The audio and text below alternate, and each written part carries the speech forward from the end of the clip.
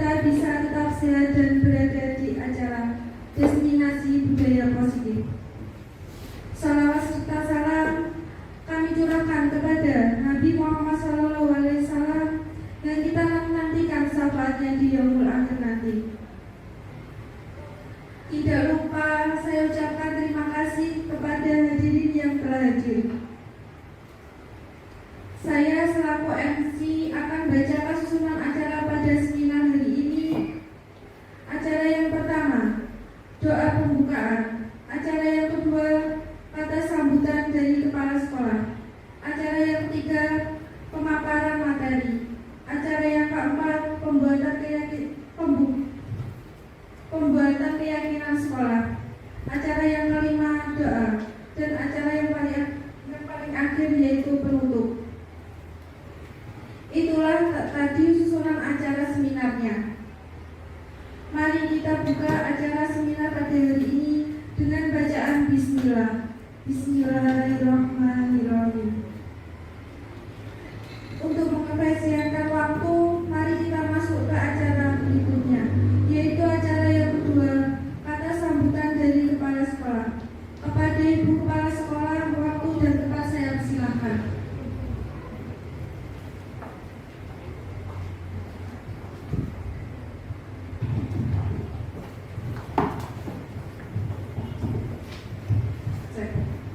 Assalamualaikum warahmatullahi wabarakatuh. Waalaikumsalam. Selamat siang Bapak Ibu semuanya. Semoga hari ini kita dalam keadaan sehat. Yang saya hormati calon guru penggerak Bu Yuyun dan Bu Siti dan Bapak Ibu guru yang selalu kami banggakan. Pertama, mari kita panjatkan syukur kehadirat Allah Subhanahu wa Ta'ala yang pada siang hari ini kita masih diberikan kesempatan untuk berkumpul dalam menciptakan budaya positif yang nanti akan diimbaskan ilmunya oleh calon guru penggerak angkatan 9. Salawat serta salam tidak lupa selalu kita curahkan kepada junjungan kita Nabi besar Muhammad SAW dan selalu kita nantikan syafaatnya di yaumul akhir nanti. Bapak Ibu guru, di kegiatan siang hari ini kita akan melaksanakan diseminasi atau istilahnya bisa dalam pembibitan atau pengimbasan pengimbasan tentang budaya positif. Dengan adanya kegiatan ini Bapak Ibu nanti diharapkan panjenengan bisa berkolaborasi aktif dengan guru penggerak dan tentunya ini juga menjadi ukuran nanti panjenengan bisa melaksanakan kegiatan-kegiatan sekolah yang diawali dari kegiatan guru penggerak. Untuk kegiatan guru penggerak ini nanti Bapak Ibu kita masukkan pada jam efektif yang sudah saya sampaikan sebelumnya. Kegiatan mobil, karena ini juga termasuk pada kegiatan mobil, nantinya bisa kita laksanakan selama 2 kali dalam 1 bulan yang nanti akan dipimpin langsung oleh calon guru penggerak. Dan saya juga bersyukur di sini guru penggerak untuk calon guru penggerak ini ternyata sudah banyak memberikan perubahan kepada sekolahan tentang apa itu merubah karakter program sekolah dan apa yang harus dilakukan, terutama prioritasnya adalah untuk peserta didik. Dan nantinya hari ini saya mohon kepada panjenengan semuanya secara kooperatif bisa bekerja sama dengan teman-teman, rekan-rekan dan juga utamanya untuk anak-anak. Gitu ya Bapak Ibu, mungkin itu yang bisa saya sampaikan. Nanti panjenengan bisa langsung melaksanakan kegiatan ini yang akan dipandu oleh Bu Yuyun dan Bu Siti sebagai calon guru penggerak angkatan 3. Angkatan 9 nih. Angkatan 9. Oke Bapak Ibu, mungkin cukup itu yang bisa saya sampaikan. Saya mohon maaf bila mana banyak kata yang salah. Saya akhiri. Wassalamualaikum warahmatullahi wabarakatuh.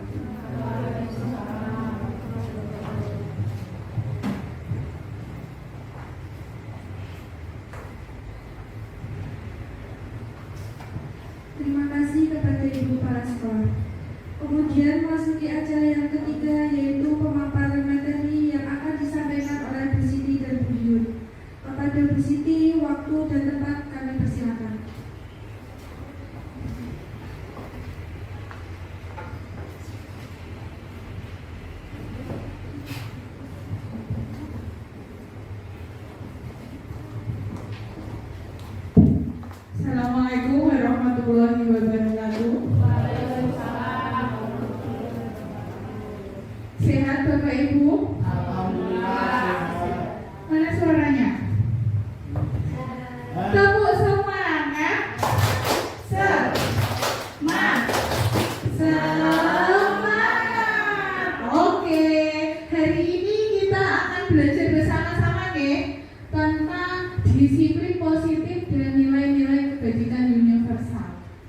ya disiplin positif itu? Ada yang pernah dengar? Monggo Bu, lanjut. Coba setuju atau tidak setuju dengan statement ini? Hukuman dapat mendisiplinkan anak. Menurut Bapak Ibu semua, statement ini benar apa salah? Hukuman dapat mendisiplinkan anak. Monggo, yang kita hadapi setiap hari mawon. Anak-anak dihukum, anak-anak yang disiplin, yang lupa melanggar peraturan, pasti ada hukuman. Itu tujuannya untuk mendisiplinkan anak. Apakah Bapak Ibu dari dalam hatinya jenengan sedanten ibu, apakah itu sudah sesuai? Monggo, siapa yang mau berbicara? Bagaimana Pak Agus? Enggak apa-apa, coba. Menurut Pak Agus gimana? Setuju atau tidak? Baik, kalau menurut saya Bu Siti, saya setuju asal sesuai dengan porsi dan kebutuhan. Untuk mendisiplinkan anak kadang-kadang kita juga perlu untuk tegas. Iya, iya. Oke, terima kasih. Mungkin ada yang tidak setuju. Kan kalau setuju bagus. Ada yang tidak setuju? Pak Ari, setuju? Seperti kembali saja biar nanti kan ada bukan perdebatan di sini, biar ada pembahasan ya. Dan silakan hanya kalau saya tidak setuju. Karena apa? Hukuman apabila kita memberikan hukuman itu pasti akan melihat bagaimana kondisi dari seseorang atau siswa yang kita hukum. Nah, hukuman ini kan banyak Bapak Ibu guru yang mengonotasikan bahwasanya hukuman itu berupa kayak hukuman fisik, misalkan disuruh lari-lari dan lain sebagainya. Nah, itu akan bisa membuat efek jera dan takut, dan siswa tersebut bukannya malah bisa disiplin, mungkin malah takut untuk berangkat ke sekolah. Oke, makasih. Tepuk tangannya untuk Pak Agus dan Pak Heri. Ada dua ya. Yang lain disimpan dulu ya. Hukuman dapat mendisiplinkan anak. Nanti kita akan dapat jawabannya di belakang. Pemberian hukuman dengan hal positif seperti membaca atau membersihkan halaman sekolah dapat meningkatkan disiplin anak. Setuju tidak? Yang setuju angkat tangan coba. Ayo, semua partisipasi ya, aktif. Nggak ada di sini, nggak ada yang salah atau benar. Semua pendapat itu benar. Ayo, yang setuju angkat tangan. Pemberian hukuman dengan hal positif seperti membaca atau membersihkan halaman sekolah dapat meningkatkan kedisiplinan anak. Diskusi buku kepala sekolah. Setuju dan membuatkan. Ayo, yang setuju angkat tangan. Yang tidak, oh berarti semua tidak setuju. Oh bagus. Siapa lagi? Bu Nika setuju nggak? Nggak setuju. Oh berarti Bu Emma nggak angkat tangan, berarti nggak setuju ya? Oke, banyak yang nggak setuju. Nanti kita buktikan. Yang ketiga, memberi penghargaan dapat meningkatkan motivasi belajar anak. Nah, biasanya kalau anak bisa berhasil mendapatkan juara, nanti dapat reward lagi. Setuju? Dapat? Oke. Setuju semua apa tidak setuju? Yang setuju angkat tangan. Oh, setuju semua, aku minta reward. Oh, enggak lanjut. Ini ada berpasangan ya. Berpasangan ya. Ini ada kegiatan. Cobalah buka. Salah satu dari kalian coba mengenggapkan tangan. Ibaratkan saja ya. Salah satu saja, berarti Bu Arif atau Pak Agus. Ibaratkan itu yang dengan genggam itu Bu ya, adalah hal yang paling berharga dalam hidup Anda. Sedangkan lawannya, Pak Agus atau Bu Lilis atau yang kaminya, dia itu berusaha membujuk dengan rayuan, dengan ribet atau dengan memaksa ataupun dengan bagaimana supaya genggaman itu bisa terbuka. Okay? Tapi yang Anda lakukan ini adalah hal yang sangat berharga loh Pak. Okay? Bisa ya? Coba ya. Siapa? Ayo ya, sama yang ingin mempraktikkan di depan. Oh Pak Agus sama Bu Arif saja. Coba.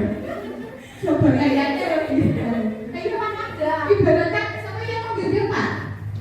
Berarti Pak Agus yang merayu, yang bujuk yang intimidasi, nggak apa-apa Pak, intimidasi atau apa ya, buat harus membuka kepalan tangannya.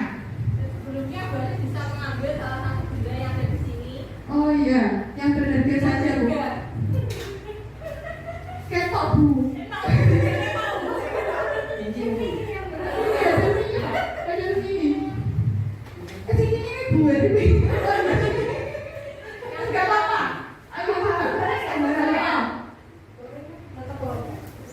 Bisa atau pokoknya Sini Bu. Ayo Pak Agus, rayu, bujuk, pokoknya diintimidasi, diancam tidak apa-apa. Bagaimana kalau seharus Bu Hari itu bisa membuka kepalan tangannya? Kalau saya lebih suka merayu ya Bu ya.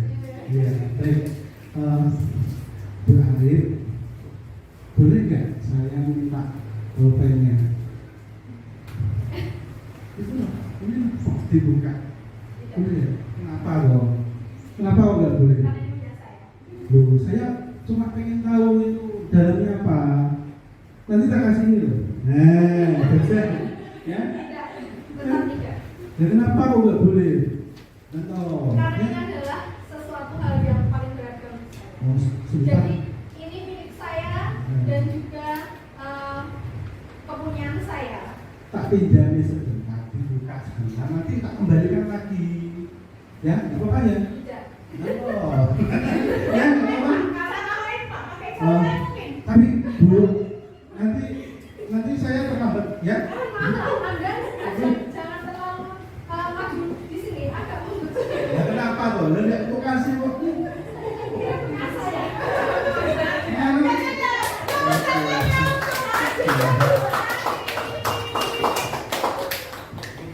Waduh, ya.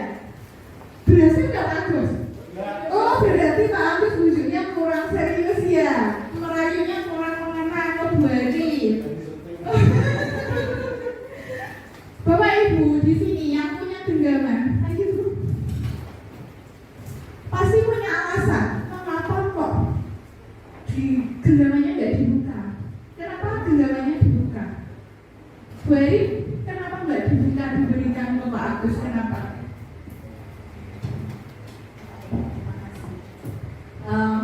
Kalau menurut saya, kenapa apa yang ada di genggaman saya tidak mudah untuk diminta oleh orang lain, karena itu adalah wujud dari usaha saya, kebanggaan saya, karena saya memiliki cita-cita saya yang telah saya rangkai, telah saya laksanakan, dan kemudian saya akhirnya dapat memiliki. Maka dari itu tidak dengan mudahnya seseorang akan meminta apa yang telah saya usahakan. Walaupun diganti dengan hal yang lebih berharga dari yang dipunya Bu Hari itu? Tidak, karena saya punya keyakinan. Oh, punya keyakinan. Dari kegiatan tersebut tadi ada yang mau membuka? Ada nggak? Kira-kira? Itu yang kamu punya itu diganti dengan hal yang lebih berharga, lebih nilai jualnya lebih tinggi. Pokoknya juga sangat berguna, bermanfaat bagi kehidupan Bapak Ibu. Kira-kira dibuka nggak? Gak ada yang buka. Bu Dina mau buka? Gak mau? Gak apa-apa Bapak Ibu. Di sini kita belajar tentang teori kontrol Bapak Ibu. Kira-kira siapa sih yang mengontrol? Dalam setiap tindakan Bapak Ibu itu siapa yang berperan penting dalam mengontrol kehidupan Bapak Ibu, dalam mengambil keputusan semuanya itu siapa? Diri sendiri. Jadi Bu Hari tadi tidak membuka kepala tangannya karena dia sudah berprinsip ini sangat penting, walaupun diberi dengan emas ataupun ya tidak mau. Tapi kalau ada yang membuka ya tidak apa-apa, karena yang mengontrol itu adalah diri sendiri. Mungkin imbalannya memang lebih baik dan sangat bermanfaat bagi dirinya. Di sini ada teori kontrol, ilusinya. Ini pada umumnya ya Bapak Ibu. Ilusi guru itu mengontrol murid. Kan iya kan, kalau aturan itu kan yang mengontrol mesti Bapak Ibu guru. Ilusinya ya murid itu emang harus harus dikontrol sama Bapak Ibu guru, murid yang menjalankan peraturannya. Karena teori kontrol menyatakan bahwa semua perilaku memiliki tujuan bahkan terhadap perilaku yang tidak disukai. Semua peraturan yang ada di sekolah belum tentu sesuai dengan keinginan murid. Kemudian ilusi bahwa semua penguatan positif, efektif, dan bermanfaat. Semua tata tertib aturan itu menurut Bapak Ibu guru baik apa tidak untuk peserta didik? Baik kan? Baik. Itu ilusinya sangat baik dan bermanfaat karena mengontrol murid untuk melakukan sesuatu dapat membuat murid menjadi ketergantungan. Namun ini kebalikannya di budaya positif. Selanjutnya, ilusi bahwa kritik membuat orang merasa bersalah dapat menguatkan karakter. Oh, kalau anak-anak salah kan mestinya dianaknya Bapak Ibu guru disengeni, dimarahi. Itu kira-kira lebih menguatkan karakternya atau ngedonkan selama ini? Kan biar tujuan kita kemarin kan biar kita tahu kalau dia itu salah, ya Pak ya, biar dia juga, maka saya dia Bapak Hari. Tapi pada kenyataannya menggunakan kritik dan rasa bersalah itu merupakan menanamkan identitas gagal pada anak, malah membuat psikologi anak itu turun, down, dan bahkan dihina sampai dia dewasa nanti. Kemudian ilusi bahwa orang dewasa memiliki hak untuk memaksa anak. Ya itu karena guru adalah orang yang lebih tua, berarti yang lebih paham tentang apa yang harus dilakukan oleh anak. Akhirnya dipaksa dikontrol, kamu harus gini. Ya, itu nggak boleh. Karena perilaku memaksa tidak akan efektif untuk jangka waktu panjang dan sebuah hubungan permusuhan akan terbentuk. Mungkin akan merasakan dendam seperti itu. Lanjut. Ini perbedaannya Bapak Ibu. Stimulus respon menurut Stephen R. Covey dalam bukunya Principles Center Leadership. Di sini Bapak Ibu bisa membayangkan kalau stimulus respon itu yang kita sudah lakukan sampai saat ini. Terus kalau teori kontrol yang mengatur itu adalah diri kita sendiri, bahwa realitas kebutuhan kita itu sama. Kita menyamakan semua kebutuhan peserta didik. Kalau teori kontrol, realitas kebutuhan kita itu berbeda. Kebutuhan Bu Ari dan Bu Lilis di sini pun juga tidak sama. Prinsip mereka pun juga tidak sama. Semua orang melihat hal yang sama. Sama-sama sekolah berarti ya model baik. Padahal setiap orang memiliki gambaran yang berbeda. Kemudian kita mencoba mengubah orang agar berpandangan sama dengan kita, memaksa Bapak Ibu guru. Padahal aturannya itu nggak sesuai dengan apa yang ada pada diri peserta didik. Tapi Bapak Ibu memaksa itu harus dilaksanakan. Kita harus mengubah mindset kita harus berusaha memahami pandangan orang lain tentang dunia. Perilaku buruk dilihat sebagai sesuatu kesalahan. Kalau di teori kontrol, semua perilaku memiliki tujuan. Walaupun anak tersebut melakukan kesalahan, pasti ada sebab dan akibat. Sebabnya ada tujuannya, mengapa dia bertindak seperti itu. Orang lain bisa mengontrol saya. Kalau di teori kontrol, hanya pribadi kita sendiri yang dapat mengontrol. Anda melakukan sesuatu pasti punya alasan. Saya bisa mengontrol orang lain. Kalau di teori kontrol, Anda tidak bisa mengontrol orang lain. Pemaksaan ada pada saat bujukan gagal. Jadi jika anak tidak melakukan apa yang kita inginkan, dipaksa. Kayak bagus tadi mau ngapain itu. Kalau di teori kontrol, kolaborasi dan konsekuensi menciptakan pilihan-pilihan baru. Ini kita nanti mengajak anak yang salah atau melanggar itu untuk bekerja sama mencari solusinya. Model berpikirnya ada yang menang, ada yang kalah. Ya toh, Pak Agus tadi kalah. Tidak bisa merebut yang digenggam Bu Eri. Kalau di teori kontrol, model berpikir itu menang-menang saja, nggak ada yang salah, nggak ada yang kalah gitu. Ya tenang, semua baik. Nah itu.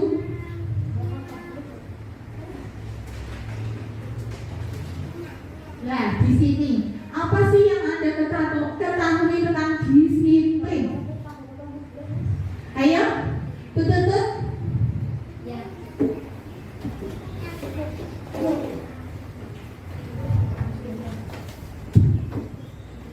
Menurut saya, disiplin adalah suatu keharusan atau suatu keharusan tindakan yang harus diterapkan dalam kehidupan sehari-hari, karena dengan disiplin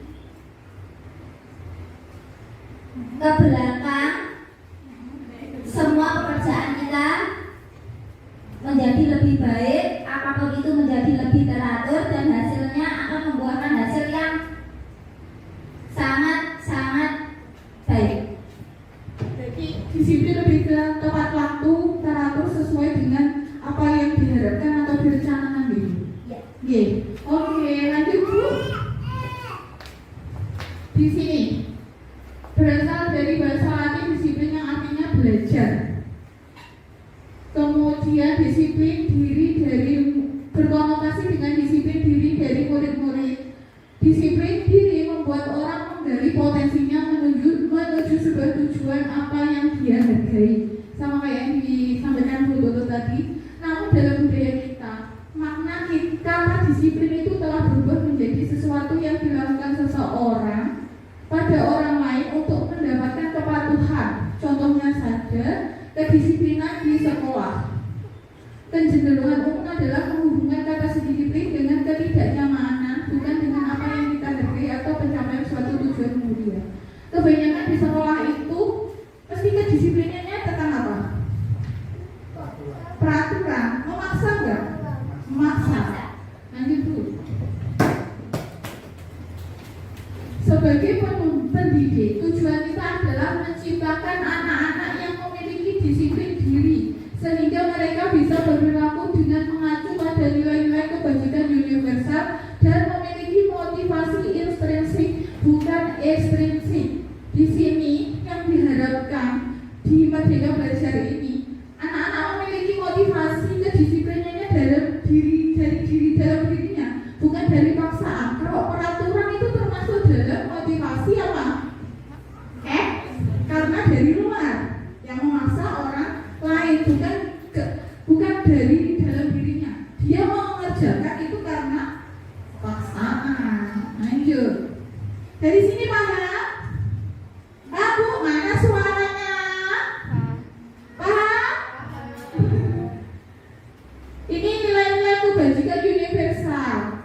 Nilai-nilai kebajikan universal itu adalah sifat-sifat positif manusia yang merupakan tujuan mulia yang ingin dicapai setiap individu. Jadi nilai-nilai tersebut tidak memandang latar bahasa, suku, agama ataupun latar belakang. Dengan mengaitkan nilai-nilai kebajikan yang diyakini seseorang, maka motivasi intrinsiknya akan terbangun sehingga menggerakkan motivasi diri dalam untuk mendapat tujuan mulia yang diinginkan. Kemudian ini adalah tujuan kita, para pendidik. Nilai-nilai kebajikan yang ingin kita capai pada peserta didik adalah apa? P5, profil pelajar Pancasila. Ya, lanjut.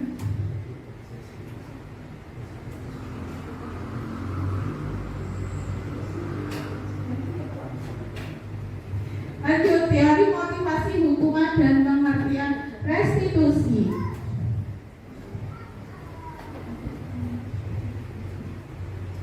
Ya, ini perilaku. Oke, Bapak Ibu. Bapak Ibu datang di sini, datang di acara ini, itu karena apa motivasinya? Pengen belajar.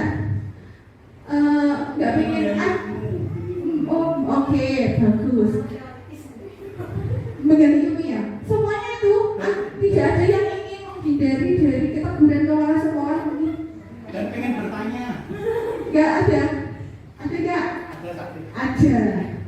Pada dasarnya motivasi perilaku manusia itu ada 3 Bapak Ibu.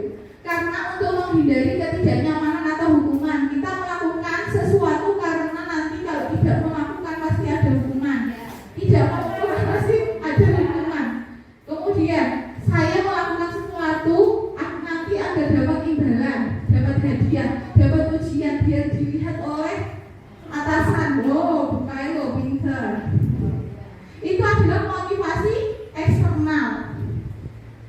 Karena kita ingin mendapatkan sesuatu dari pihak luar atau kita melakukannya karena dorongan dari luar.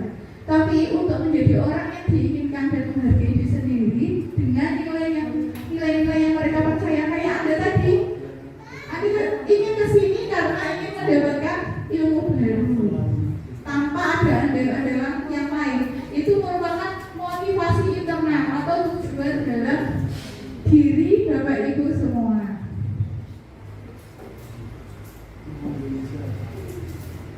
Di sini merdeka, di sini berarti merdeka dari menurut Ki Hajar Dewantara, merdeka itu artinya tidak hanya terlepas dari pemerintah, akan tetapi juga cakap buat memerintah diri sendiri. Memerintah diri sendiri loh ya, bukan memerintah orang lain. Merdeka, karena di sini kita sudah merdeka belajar. Lanjut.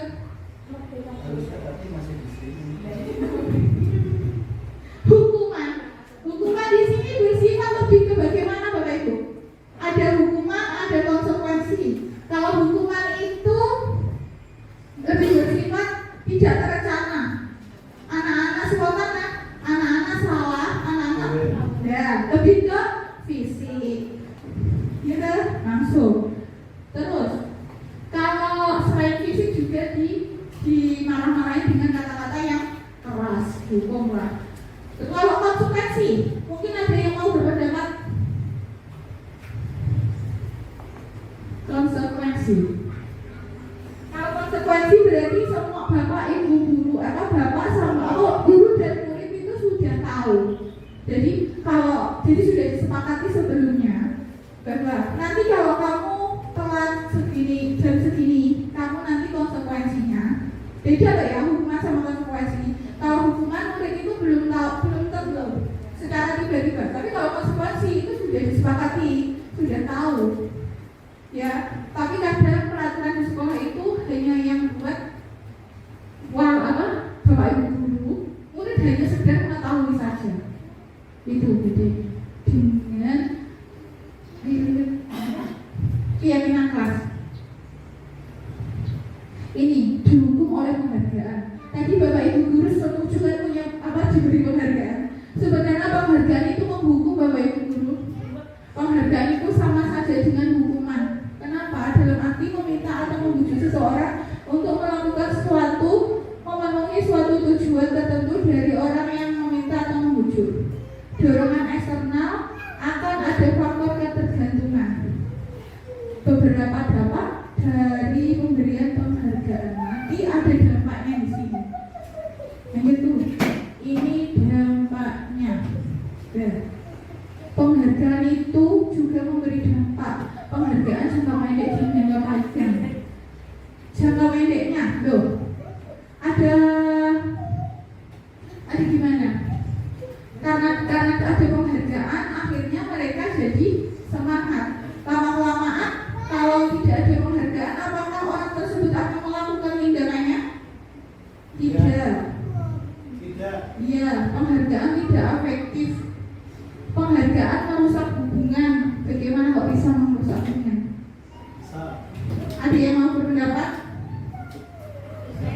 Bagus lagi.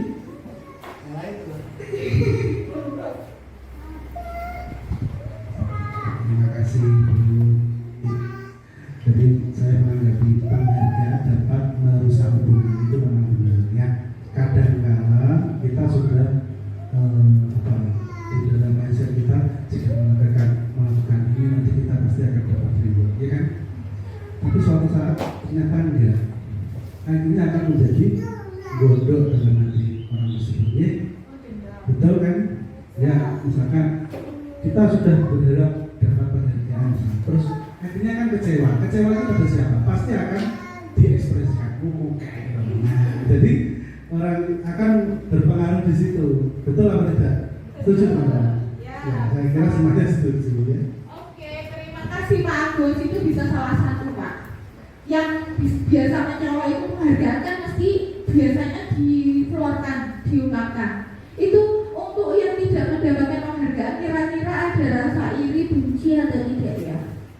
Iya. Ya, dari keirian itu kadang dia itu bisa berbuat nekat. Ya itu yang sangat-sangat tidak diharapkan di sini. Penghargaan merusak hubungan. Penghargaan mengurangi ketepatan.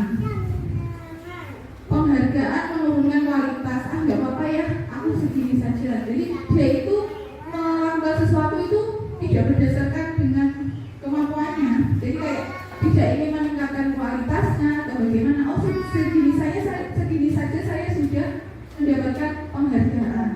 Penghargaan mematikan kreativitas. Penghargaan mendukung dan motivasi diri dalam diri instruksi. Di sini maksudnya kenapa? Pada saat Anda, Bapak Ibu guru dulu, waktu baru pertama kali bisa membaca itu rasanya bagaimana? Senang, ini membaca. Itu kan rasa senangnya itu dari dalam diri sendiri ya, bukan dari orang lain. Tapi setelah itu langsung dikasih nilai, dikasih hadiah lah. Rasa senangnya itu kadang gimana Bu? Digantikan dengan hadiah, mematikan rasa senang yang tumbuh pada diri sendiri. Di sini bentuk apresiasi, kita harus memberikan penghargaan berupa bentuk barang atau apa. Kita bisa memberi apresiasi. Di sini kita bisa berikan pengakuan secara khusus. Kalaupun mau memberi sebuah hadiah itu jangan dikeluarkan ke semua. Dan itu pun harus dilakukan secara merata. Pas wayang murid sih nggak disenangi, dia dapat nilai bagus, malah dari kasih penghargaan. Dan itu nggak boleh. Kita harus sama. Pengakuannya secara berbagi. Kemudian ya semua murid konsisten, jadi setiap harus konsisten. Jadi penghargaannya itu nggak hanya karena anak-anak orang kaya makanya diberi penghargaan. Dan dalam di sini kita harus fokus pada prosesnya, tidak hanya dari hasilnya saja. Lanjut.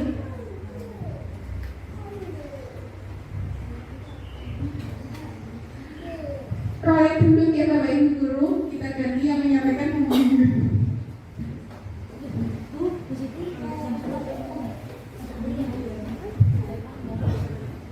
Ya, terima kasih. Kita joinan ya di sini gantian. Kasihan kita harus di sini. Ya, oke. Selanjutnya ada contoh pengakuan atau apresiasi kebajikan. Itu ada pembuka, ada nilai kebajikan, dan juga ada situasi. Yang pertama ada kemarin saya perhatikan nilai kebajikannya, rasa empatimu besar sekali. Situasinya pada saat menolong murid baru di kelas kita. Ini maksudnya gimana? Mungkin dari Bapak Ibu guru bisa menjelaskan contoh pengakuan atau apresiasi kebajikan. Itu kan ada 3 kolom, ya toh. Yang pertama ada pembuka, yang tengah itu ada nilai kebajikannya kan rasa empatinya besar sekali. Selanjutnya situasinya pada saat menolong murid baru di kelas kita. Itu contohnya seperti apa? Bapak Ibu kan sebagai guru, misalkan di kelasnya itu ada murid baru. Nah, yang Bapak Ibu lakukan itu bagaimana? Untuk bisa mengenalkan anak-anak yang lama kah atau bagaimana? Apa langsung mereka biar belajar sendiri berkenalan? Apa Bapak Ibu guru menjadi perantara antara murid lama dengan murid yang baru? Menjadi perantara. Nah, di sini kemarin saya perhatikan, ini kita menilai kemarin yang dilakukan anak A dan anak B pasti setiap harinya berbeda-beda. Nah, di sini kita memberikan apresiasi atau contoh pengakuannya itu bahwa setiap anak, setiap kita bertemu dengan mereka, pasti mereka memiliki situasi yang berbeda, tidak sama. Misalnya dari ini marah, besoknya tetap marah, tidak, pasti berbeda juga. Nah, yang kedua, saya menghargai nilai kebajikannya, kepedulianmu pada saat yang membantu teman-temanmu di tugas kelompok. Nah, kalau tugas kelompok kan seperti yang Bapak Ibu ketahui, walaupun tidak anak-anak, maksudnya tidak kemudian kita aja yang berkelompok saling menghargai, Bapak Ibu kan juga saling menghargai antara aja juga. Nah, yang ketiga yaitu berterima kasih untuk. Ini nilai kebajikannya rasa tanggung jawabmu, situasinya pada saat kamu memungut kertas-kertas yang berserakan di lantai. Jadi setiap ini apa situasinya kan pada saat kamu memungut kertas-kertas yang berserakan di lantai. Jadi itu adalah tanggung jawab apa? Nah, itu adalah tanggung jawab kita semua ya. Jadi kita bukannya ya terima kasih untuk selanjutnya. Nah, sekarang kita belajar. Tadi sudah perbedaan hukuman dan konsekuensi. Sekarang coba Bapak Ibu siapkan pensil dan kertasnya, kita akan menjawab pertanyaan. Ya. Biasa ayo. Kita tes dulu. Tadi kan sudah dijelaskan sama Bu Siti tentang perbedaan antara hukuman dan konsekuensi. Kalau hukuman tadi secara tertulis atau tidak tertulis apa spontan? Spontan. Kalau konsekuensi? Oke, sudah disepakati. Yang pertama, lari mengelilingi lapangan basket 2 kali karena terlambat di sekolah. Silakan ditulis hukuman atau konsekuensi.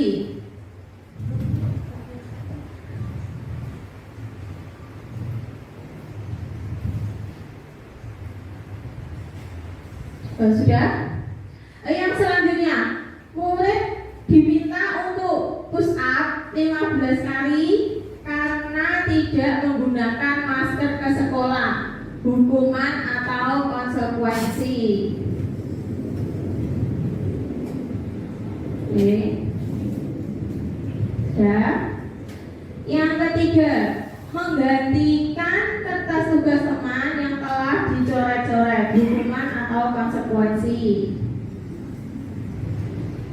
Yang keempat, membersihkan tumpahan air di meja tulis karena tersenggol pada saat belajar. Hukuman apa atau konsekuensi? Oke, selanjutnya gimana? Sudah? Oh, cepat-cepat. Kecepatan. Karena kita terbiasa mengerjakan soal cepat-cepat. Ya maaf ya. Oke, silakan dulu dicermati, direnungi. Sudah. Oke, yang belum siapa? Oh, yang terakhir, membersihkan tumpahan air di meja tulis karena tersenggol pada saat belajar. Itu hukuman atau konsekuensi?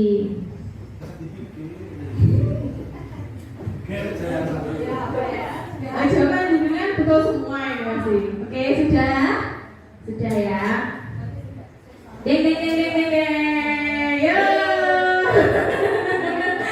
Yang pertama, lari mengelilingi lapangan basket 2 kali karena terlambat dari sekolah. Hukuman karena tidak tertulis. Oh, ada yang salah. Ada salah, baru salah. Ya, kan hukuman tadi kan spontan. Misalkan saja Pak Hari ya, Pak Hari sini. Misalkan Pak Hari ini datangnya terlambat ya. Pak Hari kok baru datang? Maaf Bu, tadi saya masih di perjalanan dan sepeda saya dibawa. Oh gitu ya, karena terlambat sekarang membersihkan toilet. Nah, itu hukuman atau konsekuensi? Hukuman. Hukuman. Kalau konsekuensi seharusnya saya gimana? Memberikan kesepakatan, misalkan ngomong langsung ke saya, misalkan besok saya terlambat lagi, nah konsekuensinya adalah kamu akan membersihkan kamar mandi, misalkan seperti itu. Oh gitu. Oke, teman-teman, ini sudah masuk ya ini ilmunya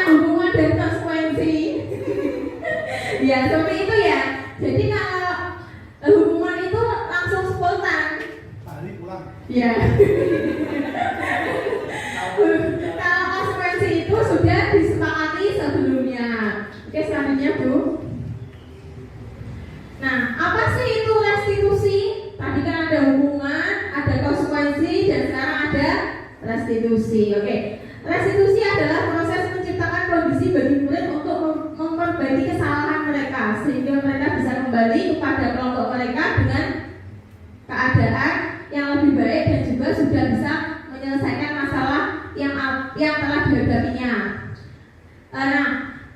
Selanjutnya. Nah, ini ada 3 ya tadi. Ada hukuman, konsekuensi, dan juga restitusi. Nah, kalau hukuman itu identitasnya gagal, kita tidak boleh melakukan hukuman, ya. Kalau identitas suksesnya, kita bisa mendisiplinkan anak dengan 2 cara. Yang pertama yaitu dengan konsekuensi, dan yang 2 adalah dengan restitusi.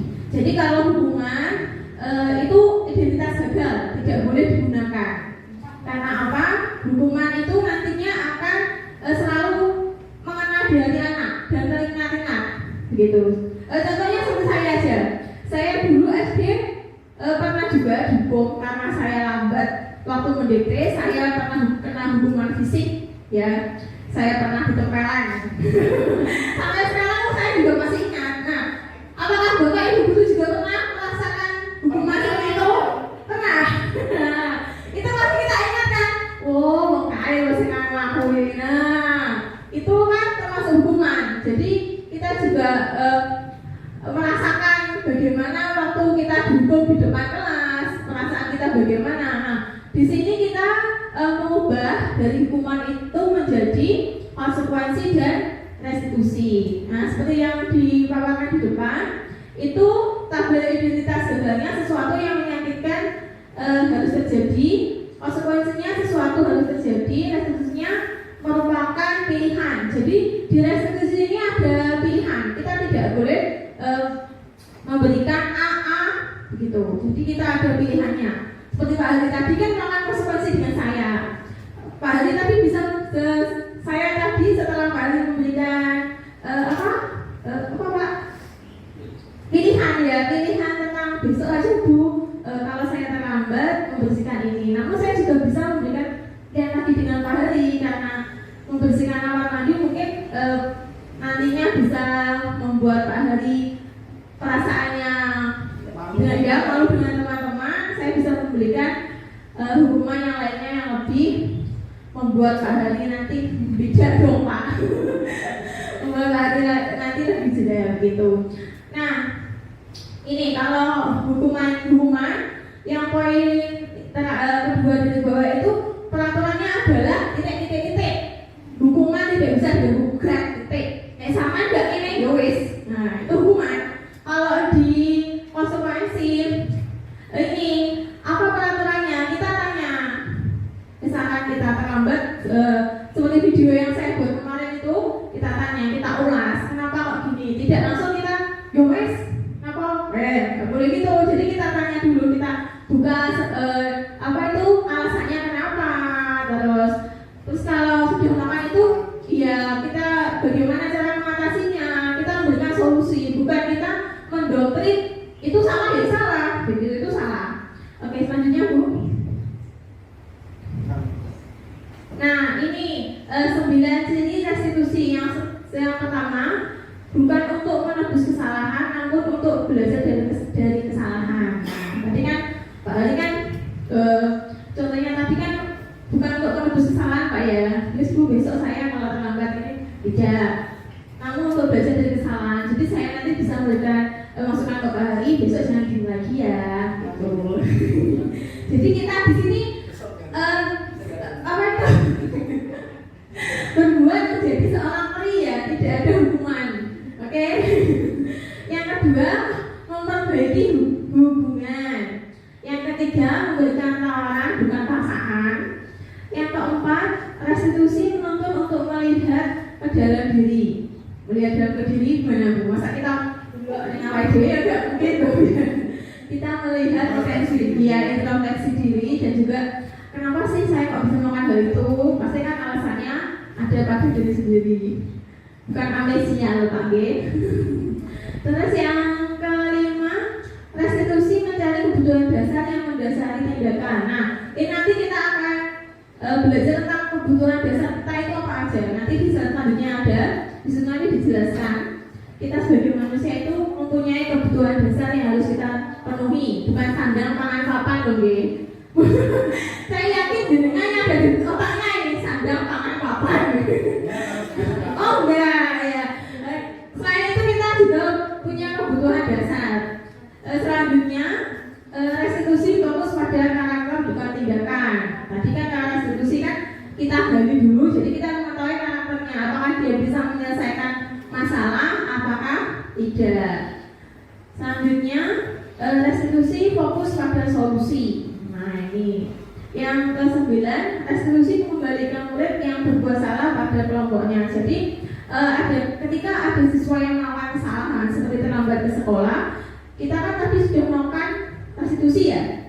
Nah kita setelah itu kita kembalikan ke mana? Ke rumah atau ke kelas atau di mana? Ke kelasnya ya. Jadi dia udah mungkin tidak ada masalah seperti itu. Selanjutnya keyakinan kelas. Nanti aja kita lihat ya praktek apa itu restitusi. Nah di sini ada lingkaran. Nah, lingkarannya ini lingkarannya ada berapa ini? 1, 2, 3, 4. Ada budaya positif, ada lingkungan positif, ada keyakinan kelas, dan ada peraturan kelas. Kenapa kok peraturan kelas itu ada di lingkaran yang paling dalam? Intinya kita mulai dulu dari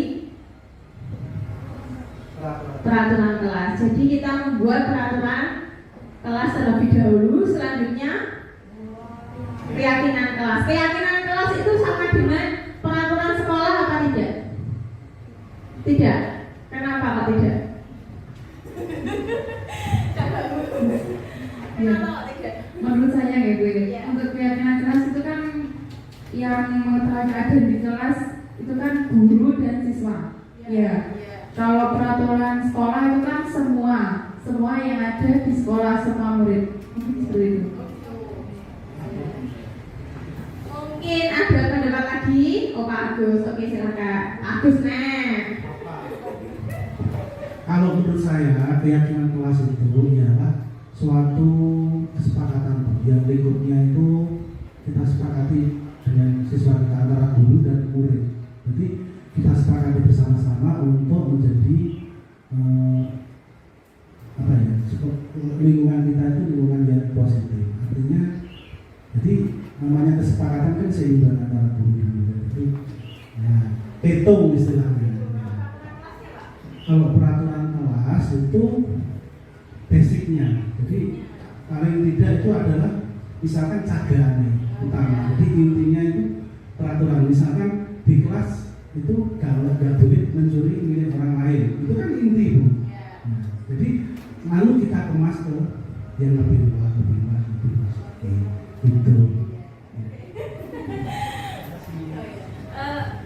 Kayaknya ini bagus akan menjadi CGP angkatan selanjutnya gitu ya. Ya yang dibilang dengan Bilis dan Pak Agus itu semua benar ya. Tiang utamanya yaitu peraturan kelas. Ya. Selanjutnya dari peraturan kelas ini kita membuat keyakinan kelas. Keyakinan kelas ini disepakati oleh semua pihak, ya. Baik dengan guru, wali murid dan juga murid. Jadi kita mengetahui, semua orang mengetahui tentang keyakinan kelas ini. Dari keyakinan kelas ini nantinya kita akan menciptakan lingkungan yang positif. Ya, lingkungan yang positif itu seperti apa sih? Deng deng deng. Ya. Lingkungan yang positif itu tadi loh, Bapak Ibu, kita tadi menciptakan peserta didik yang memiliki apa? Memiliki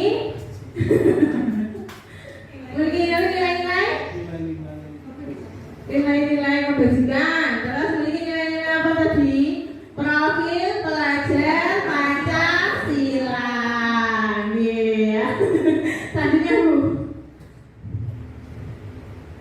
Nah, iya, keyakinan yaitu nilai-nilai kebajikan universal yang disepakati secara tersirat dan tersurat lepas dari latar belakang suku, negara, bahasa maupun agama yang disampaikan Pak Agus tadi.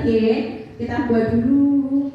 Nah, tadi ini sudah dijawab. Menurut Anda apa bedanya? Ini sekarang pembentukan keyakinan sekolah atau kelas. Jadi ini Bapak Ibu, keyakinan kelas ini lebih sifatnya itu lebih abstrak daripada peraturan yang telah lebih rinci dan konkret. Jadi keyakinan kelas ini kita buat di kelas kita masing-masing ya. Apa yang misalkan kelas saya dengan kelas Pak ini nanti keyakinan kelasnya beda. Kalau kelas saya dengan Bu Lilis juga beda. Jadi kita mempunyai poin-poin tersendiri tentang keyakinan kelas yang kita ampu seperti itu. Yang kedua, keyakinan kelas berupa pernyataan-pernyataan universal. Yang ketiga, pernyataan keyakinan kelas senantiasa dibuat dalam bentuk yang positif, yang menarik kata-katanya. Jangan gini, tidak boleh menyontek oleh. Harus menggunakan bahasa-bahasa yang menarik, terus indah. Oh, gitu. Menarik, indah, dan juga mudah dimengerti dan mengena di hati. Ya. Selanjutnya keyakinan kelas ini ya tadi yang udah diingat tadi ke. Yang selanjutnya keyakinan kelas sebaiknya sesuatu yang dapat diterapkan di lingkungan tersebut. Seperti yang saya jelaskan tadi, kelas saya, Pak Ali dan Bu Lilis pasti beda keyakinan kelasnya. Yang selanjutnya yaitu bersedia meninjau kembali keyakinan kelas dari waktu ke waktu. Jadi keyakinan kelas kita nantinya dapat berubah dari waktu ke waktu.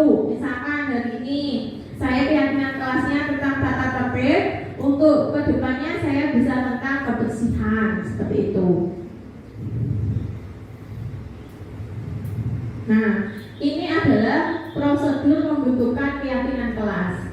Ini nanti dengan tugas di akhirnya yaitu tentang ini ya, pembentukan keyakinan kelas. Oke, yang selanjutnya mempersilahkan warga sekolah untuk bercurah pendapat, mencatat semua masukan, mengganti kalimat yang negatif menjadi positif, meninjau kembali daftar curah pendapat yang sudah dicatat, terus meninjau ulang lagi.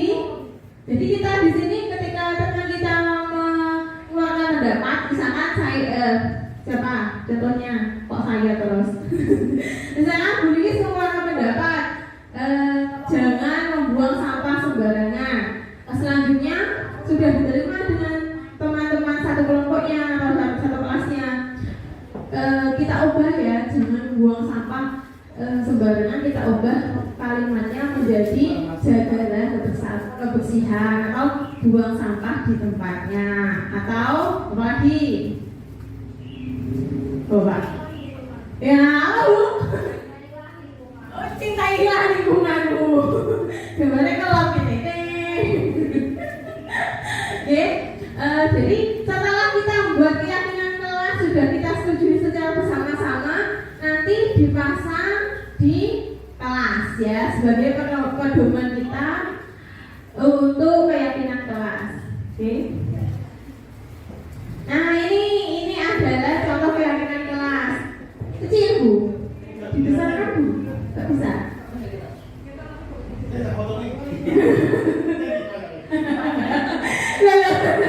Ini adalah contoh keyakinan kelas ya. Ini ada contoh keyakinan kelas 1, kelas 5, dan kelas 7. Oke. Monggo mau difoto silakan. Yang mau nggak kelihatan? Oh gitu.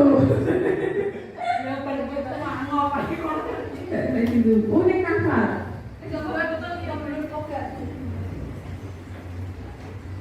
Ini adalah contoh keyakinan kelas ya. Contoh keyakinan kelas 1 yaitu setiap anggota kelas perlu belajar. Sedangkan untuk keyakinan kelas 5 selalu bersikap positif kan.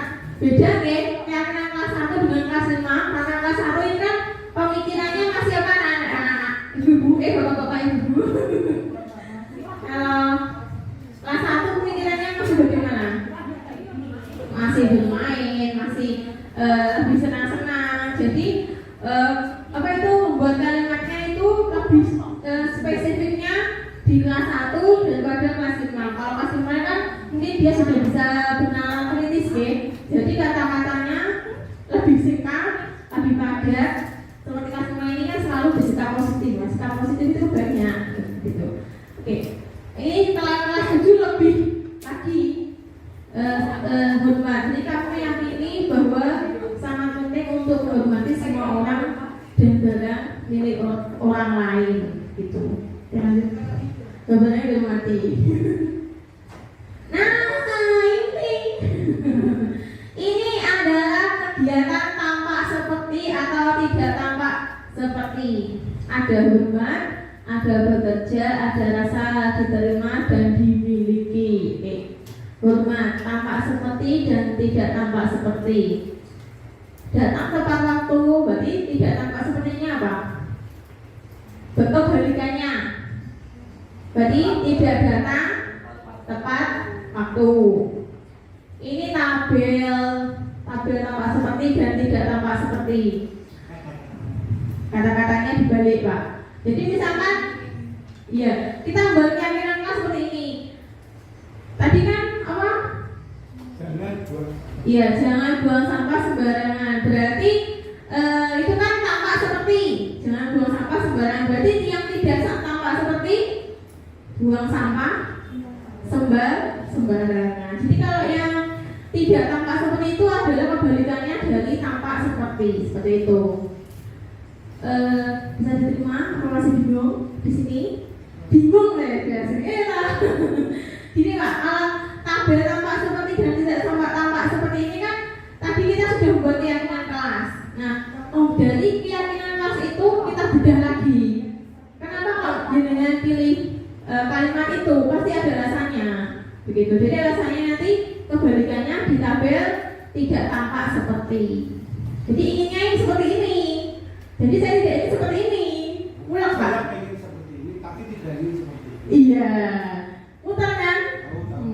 Saya juga muter waktu ini. Oke. Selanjutnya. Nah, ini kegiatan tugas saya, tugas kamu. Kan? Kata-katanya dari sini mulai ruwet ya. Tolong diperhatikan, semakin siang semakin memanas ini. Ini ada kegiatan tugas saya, tugas kamu. Ini tugas saya itu tugas saya dan tugas kamu. Berarti saya itu siapa? Guru. Kalau kamu murid. Nah, kalau tugas saya itu apa sih? Mengajar, mendidik, terus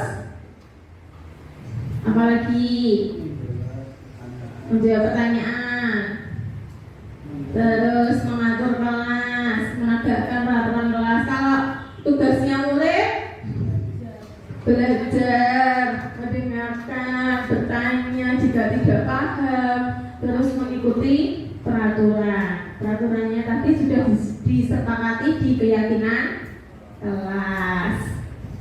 Oke, selanjutnya ada guru tugasnya bukan. Nah ini setelah kita mengerti tugas kita sebagai guru, kita juga harus mengerti tugas guru itu bukan seperti ini loh.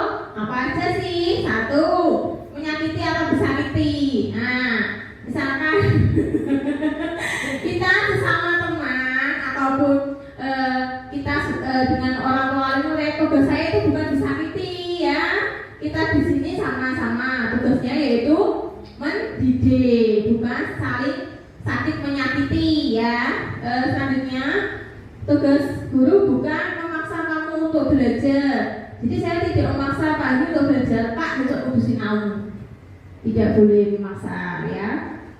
Karena apa? Kita sudah merdeka belajar. Oke, ice breaking dulu. Apakah mau ice breaking? Ada. Oh, identifikasi dulu. Kita mencari. Saya nggak ada lemari. Ini benar lemari nggak? Kalau nggak benar masalah. Itu merupakan tujuan dari restitusi. Nah, untuk mendalami keyakinan kelas, selain tadi ada apa tampak seperti tugas kita juga membuat namanya formatnya tabel Y.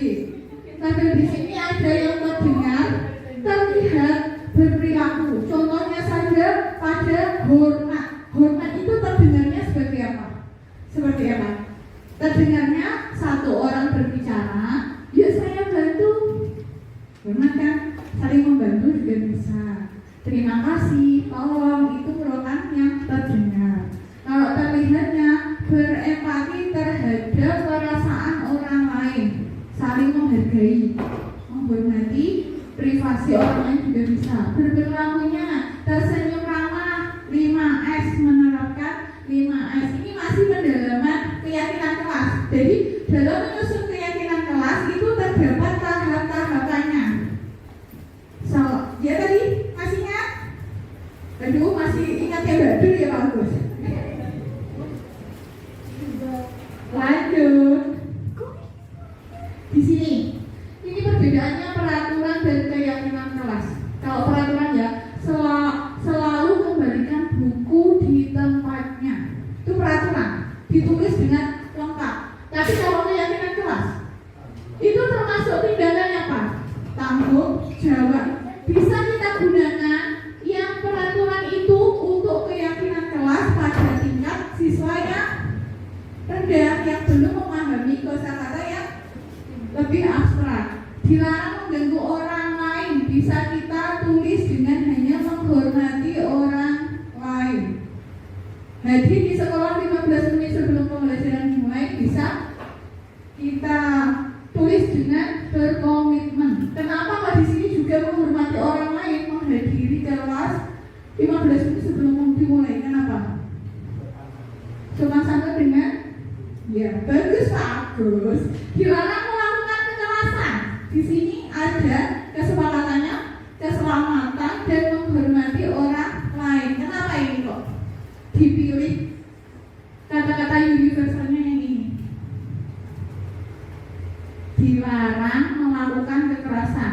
Pilihannya keselamatan dan menghormati orang lain. Karena kekerasan itu kan apa? Menyakiti orang lain. Terus kita juga tidak boleh menyakiti orang lain karena kita harus saling menghormati, menghargai. Ya, di sini yang disebutkan Bu Yuyun, kebutuhan dasar manusia. Setiap kita melakukan sesuatu itu pasti karena ada salah satu kebutuhan yang tidak tercover. Contohnya saja jika anak melakukan suatu tindakan yang lebih ke seolah dari sekarang itu, kenapa dia itu lebih menyeleweng kayak ramai di kelas, itu pasti ada salah satu kebutuhan dasar yang tidak terpenuhi. Akhirnya dia mencari, meluapkan. Lanjut. Di sini ada 5 kebutuhan dasar manusia. Jelas kebutuhan bertahan hidup. Apa Pak Agus? Ya, sandang, pangan, papan, jelas. Kesehatan, rumah dan makanan. Kasih sayang dan rasa diterima.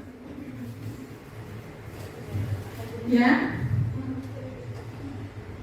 Di sini semua orang ingin merasakan disayang, tidak hanya di keluarga, di lingkungan sekolah, di lingkungan masyarakat, mereka juga ingin disayang.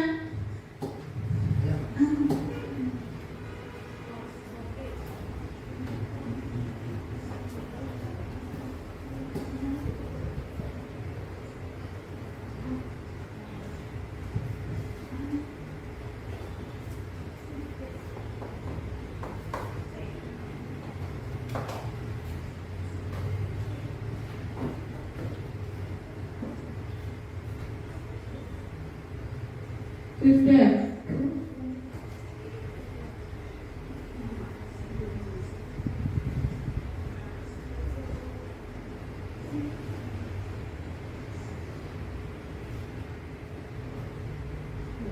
Gitu.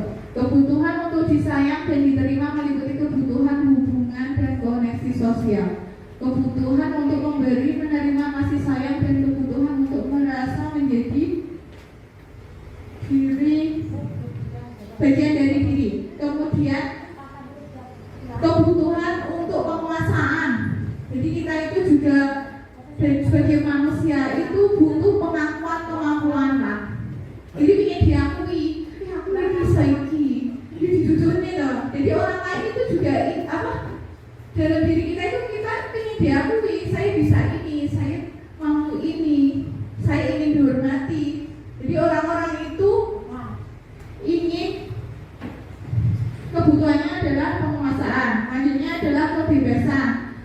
kita bebas untuk memilih apa yang ingin kita kerjakan. Kemudian kesenangan, senangannya, hobinya, bermain dan tertawa itu adalah hak atau kebutuhan dasar manusia yang harus terpenuhi. Lanjut. Nah, di sini prinsip posisi kontrol. Posisi kontrol guru itu ada 5. Dari penghukum, pembuat merasa bersalah, teman, pemantau atau manajer. Dari sini mungkin ada yang tahu posisi guru sebagai penghukum.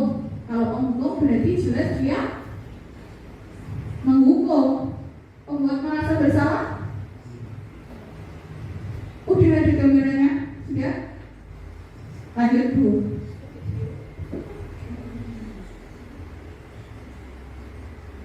Nah, di sini kita kembali lagi ke yang tadi, identitas gagal, identitas berhasil dan sukses.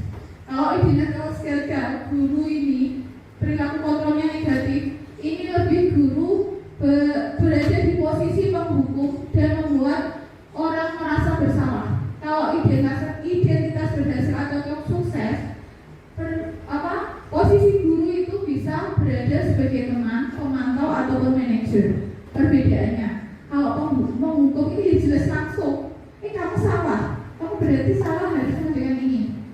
Kalau membuat merasa salah, ya Allah Pak hari itu datang jam berapa ini sekarang? Ya, seperti itu, kita menunjukkan bersalahnya dia. Jadi dia itu akan merasa apa? Aku salah, ya.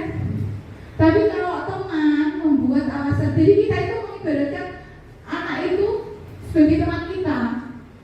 Ya Pak Heri, besok jangan terlambat lagi ya. Gak kasihan tuh sama musisi, nanti kalau dipanggil Bu Irma bagaimana? Jadi kita ibaratkan gini, ya. Posisinya, kalau pemantau menghitung dan mengukur. Dia kayak menanyakan peraturannya apa, kayak yang dilakukan Bu Yun tadi.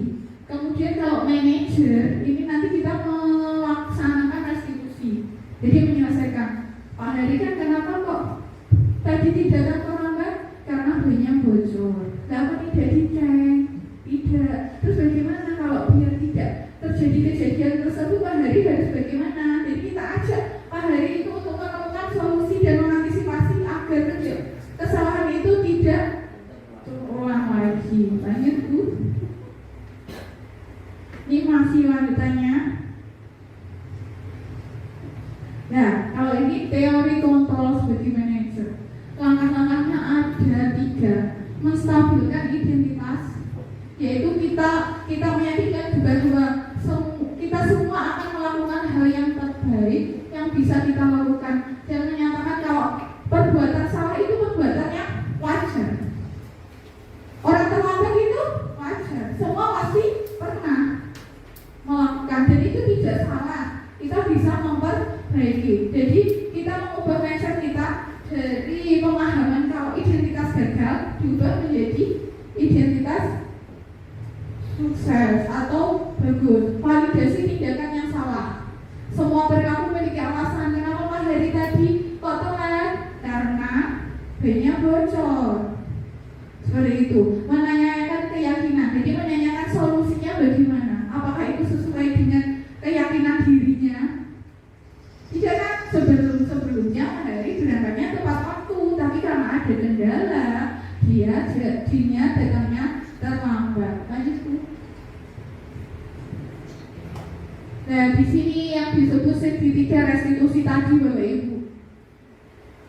Yang paling pertama dulu itu ada tahapannya itu ya menstabilkan identitas. Jadi setiap orang pasti pernah melakukan kesalahan.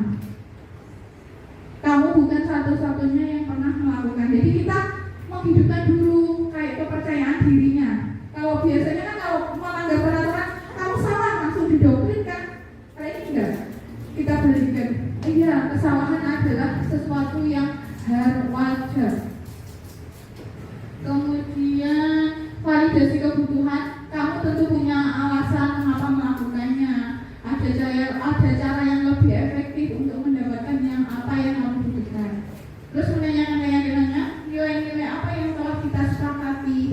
lagi ke keyakinan kelas, karena kita kan sudah disepakati kamu ingin menjadi orang yang seperti apa.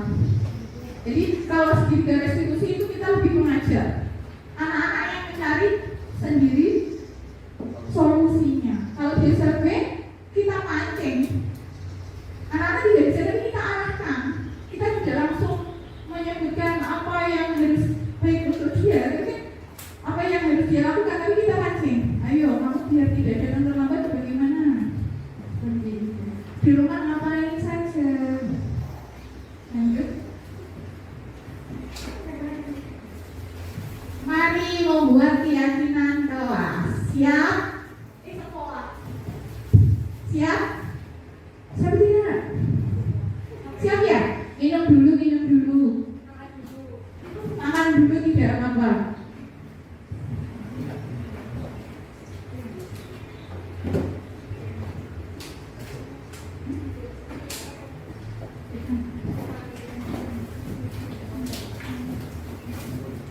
Pertama, kita menggali peraturan-peraturan yang perlu disepakati di sekolah. Itu untuk sekolah saja ya. Bu Irma bisa ikut Bu peraturan sekolah. Ya, nanti setiap Bapak Ibu guru menuliskan pendapatnya ya. Kalau dalam penyusunan keyakinan kelas atau sekolah, semua warga di sini tuh harusnya ikut. Kalau di sini kan cuma Bapak Ibu guru dan kepala sekolah. Seharusnya selain itu ada juga wali murid, ada juga murid. Jadi mereka turut andil dalam penyusunan keyakinan kelas.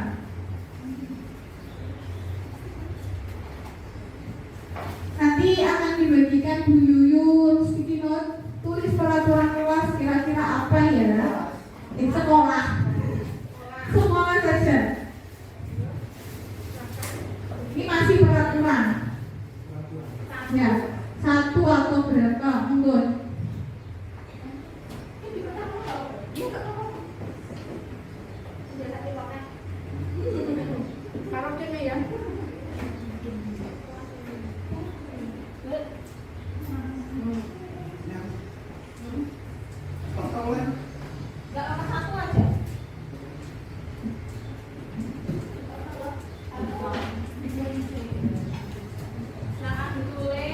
Monggo, di sini tidak ada hal yang salah, semua benar. Kita belajar membuat keyakinan sekolah karena setelah ini tugas Bapak Ibu guru adalah mengaplikasikannya di kelas masing-masing. Besok atau hari Senin nanti saya sama Bu Yuyun lihat ya, keyakinan kelas apa yang sudah dibuat dan dilaksanakan. Tidak ada istilah salah atau benar. Jadi biar anak-anak dan Bapak Ibu guru merasa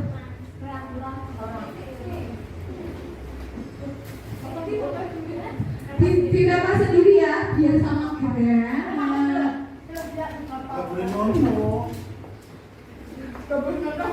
Sama nanti nggak apa-apa, nggak harus berbeda. Yang dirasakan saja, datang terlambat ya itu saya.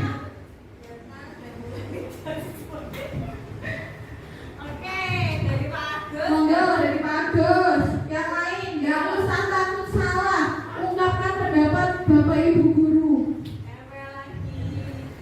Bu Irma, keyakinan kelas sekolah.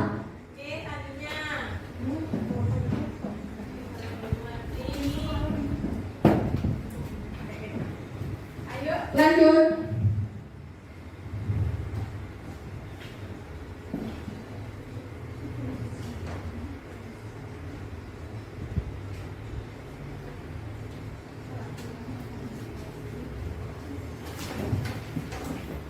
Minum dulu tidak apa-apa, sambil makan relax saja Bapak Ibu. Ayo Bu ini,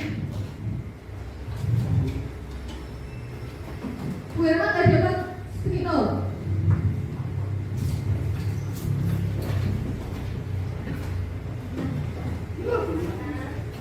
Ya?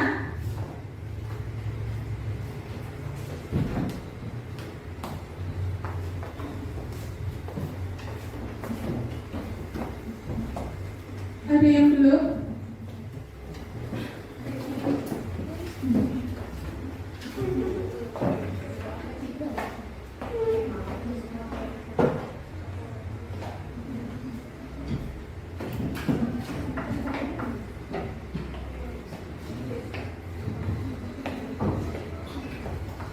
Sudah? Bu Eri sudah? Peraturan yang ditulis datang dan pulang kerja sesuai ketentuan, saling menghormati dan menghargai orang lain, tata tertib baris sebelum masuk kelas dan lepas sepatu. Berarti gurunya juga ya buat murid ya. Saling menghormati dan menghargai dengan semua warga sekolah. Bekerja sama menjaga lingkungan sekolah. Datang tepat waktu, pulang tepat waktu. Saling kompak ini berkolaborasi ya. Oke, disiplin, tanggung jawab, mentaati, saling bersalaman Bapak Ibu guru warga sekolah di setiap harinya. Di sini hampir sama ya. Datang, saya ngomongan dulu.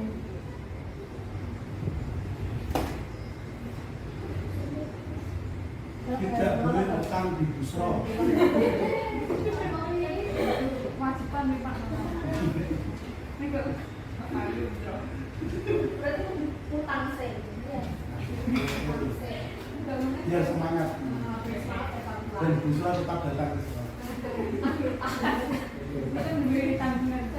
Abang udah.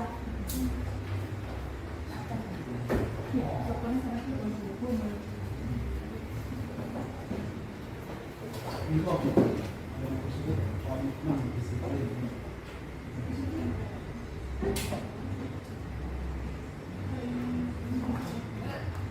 Oke, Di sini ada saya ngomongkan ada 4 poin, yaitu tata tertib datang dan pulang sekolah sesuai dengan ketentuan. Terus saling menghormati dan menghargai orang lain. Terus tata tertib masuk sebelum masuk kelas, jadi baris sebelum masuk kelas. Kemudian bekerja sama. Nah, ini kan peraturan. Kita buat kalimat positifnya. Kamu yang mau? Berarti kalau datang dan pulang kerja sesuai ketentuan. komitmen. Itu kalimat universal masih belum tahap itu Pak. Berarti lebih positifnya apa? Datang tepat waktu. Tulis lagi. Saya mau tulis dengan kalimat positif. Oke.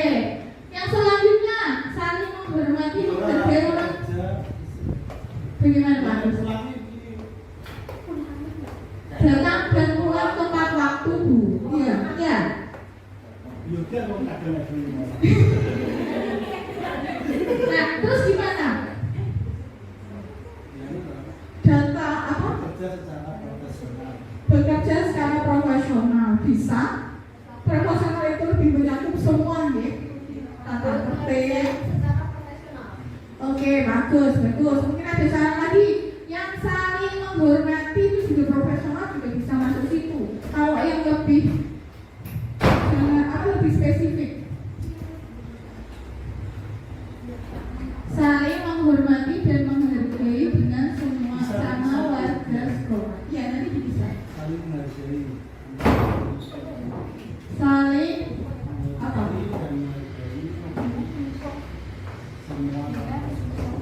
Saling menghormati dan menghargai. Yang itu hormati. Monggo, yang lain. Saling menghormati dan menghargai antar warga. Ya, ini kan di peraturannya. Kalimat positifnya. Cintailah seluruh warga sekolah. Salah, tidak bisa. Apa yang kita mau Ibu Guru? Cintailah sekolahanmu. Cintailah. Yang bersih lebih ke positif. Cintai ya, sekolahnya dicintai. Cintailah sesama manusia. Saling mencintailah. Menyayangi sama warga sekolah. Bisa? Masuk cinta, masuk hormat. Kalau saya pasti hormat. Berarti yang nggak hormat kalian nggak sengaja. Saya Saling kompak, bekerja sama menjaga lingkungan sekolah. Ini apa? Berkolaborasi Saling berkolaborasi, ya. Saling membantu berarti kalau monggo Pak Heri bidang sendiri. Ya ditulis monggo yang mau menempel. Bumi kan nggak mau kolaborasi sama mereka. Kenapa? Pasti Bu Nika melakukan sesuatu tersebut ada alasannya. Karena saya begitu. Nah, Pak Agus melakukan kegiatan itu pasti ada salah satu aspek 5 kebutuhan dasar yang belum terpenuhi. Jelas itu. Kenapa Pak? Kasih sayang ya. Oh, nah itu. Nah itu adalah salah satu contoh kita mengidentifikasi suatu masalah. Jadi kalau salah satu murid kita ya Bu Yuyun Mario mau bersikap seperti itu, pasti ada salah satu kebutuhan yang belum terpenuhi di rumahnya. Akhirnya dia melakukan tindakan untuk menunjukkan seperti itu. Ya, mungkin ada kasus lain nanti bisa kita sharingkan di kompol berikutnya ya. Setelah kalimat positif, nah ini baru kalimat kebajikan.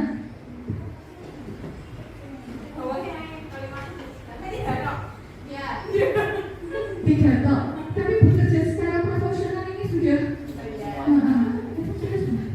Lanjut kalimat kebajikan berarti universal, lebih abstrak, lebih ke apa ya?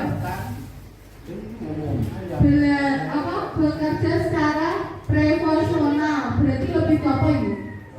Profesional. Kinerja komitmen Ya, tulis lagi dulu.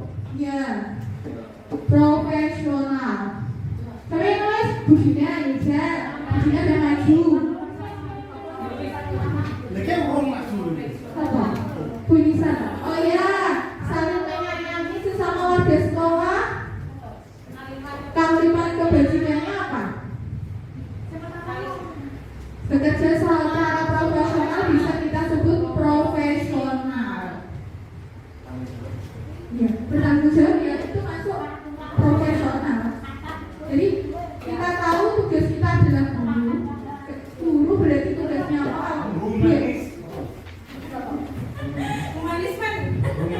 Yang bisa dipahami oleh semua warga sekolah dan diingat-ingat kita mudah mengingatnya. Berarti cinta. ya Pak Agus sih karena ini mulanya apa Pak?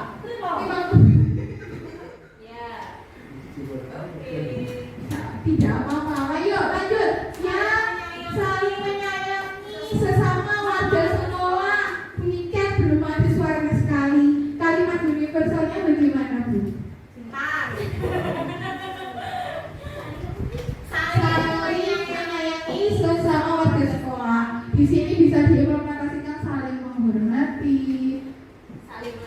menghargai, sopan santun. Di sini bisa karena saling apa? Cinta kasih. Kasih sayang. Bisa. Cinta alam dan kasih sayang sesama manusia. Ya. Misalkan 5S, kalau kalimat basicanya berarti menerapkan Kasih sayang. 5S. 5S Langsung. itu apa? Senyum, sapa, salam, sopan, dan santun. Bisa itu mencerminkan rasa kasih sayang tidak? Iya bisa. Bisa nggak? 5S. 5S. S. S. Ini Es krim, es oren. Ayo bisa.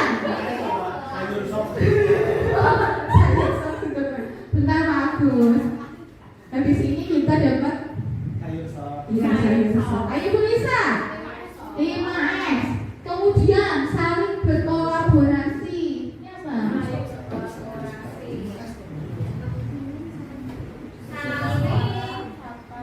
Apa? Kerjasama dalam bidang hal apa saja. Banyak sekolah kita dalam kegiatan apa sekolah dalam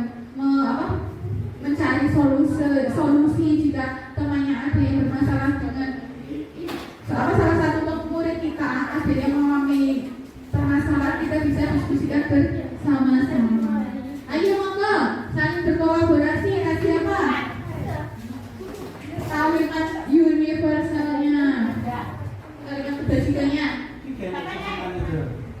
Nanti ada setelah ini.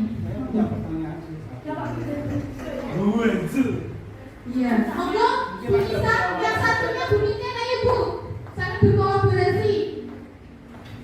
Kalimat kebajikannya nanti yang diingat-ingat Bapak Ibu guru, berarti keyakinan sekolah kita adalah profesional, 5S, terus satunya apa? Kerjasama, bisa. Ya. Kolaborasi saja, ya tulis kolaborasi Bu. Jadi dari sini nanti setelah ini kita tanamkan pada diri kita sendiri-sendiri ya Bapak Ibu guru. Kita seorang guru di sini kita harus memiliki profesional, kita harus menerapkan 5S, kita juga harus saling berkolaborasi. Kemudian setelah itu kita buat kegiatan pendalaman keyakinan kelas dengan tampak seperti, tidak tampak seperti yang tadi. Keyakinan sekolah sama saja Pak.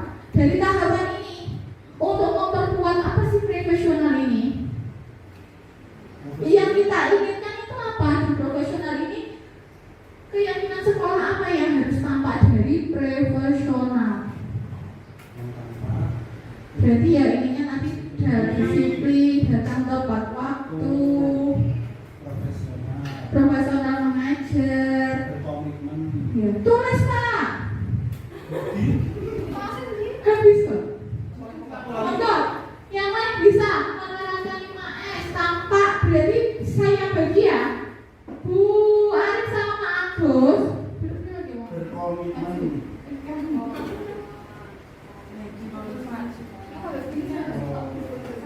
Nah ya, profesional Pak Agus sama Bu Arif menerapkan 5S.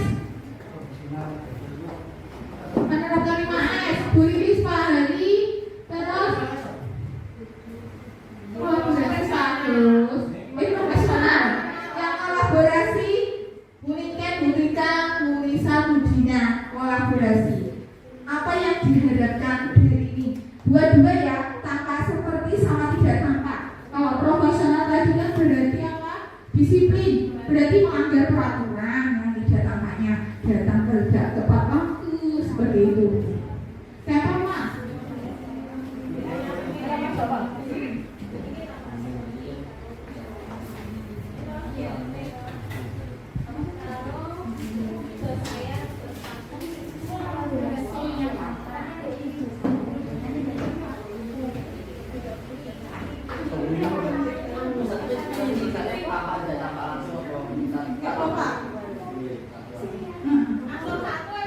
Langsung satu juga apa?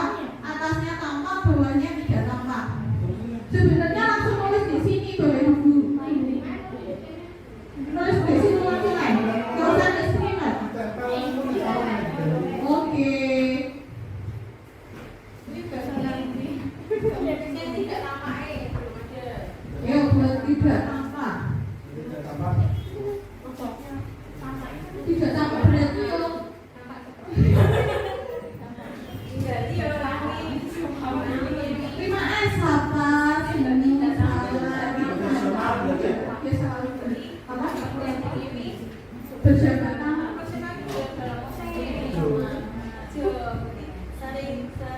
Tampaknya berarti ya selalu bersalaman sebelum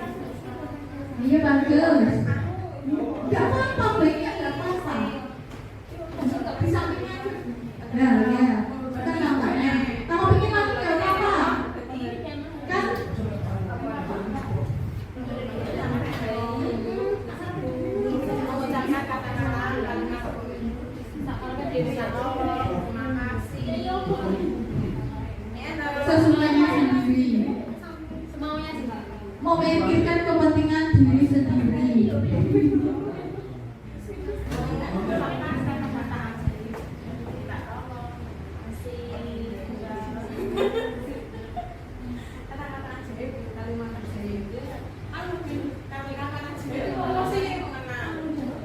Tidak tambahnya berarti dia bisa masuk di agama itu bisa ini terus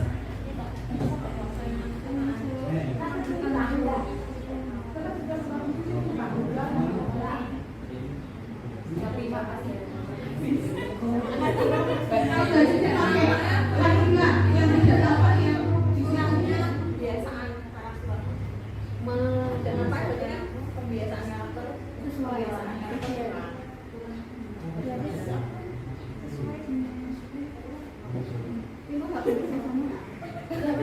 Sudah, Ibu? Monggo ditambah yang sudah. Nanti setelah sudah semuanya tersusun dan tahap-tahapannya bawahnya Pak, ya. Setelah semua tahap-tahapannya selesai, kita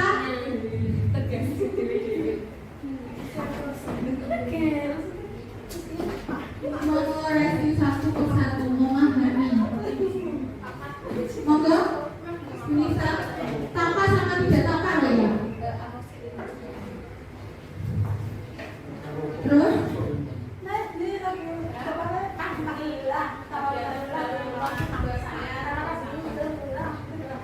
ya, sudah kan?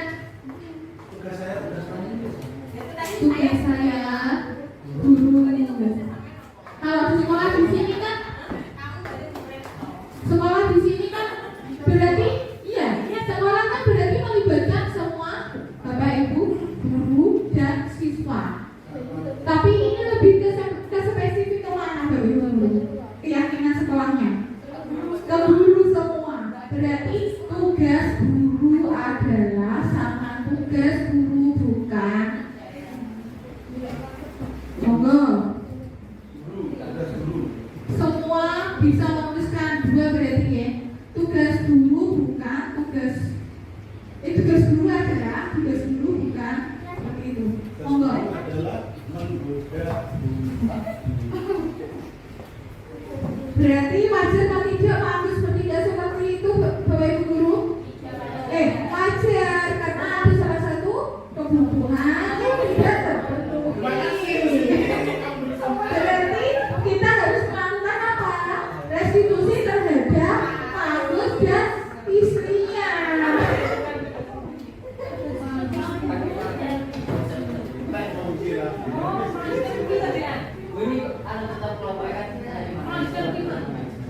Enggak ada satu-satu gak apa-apa. Ini lebih ke umum.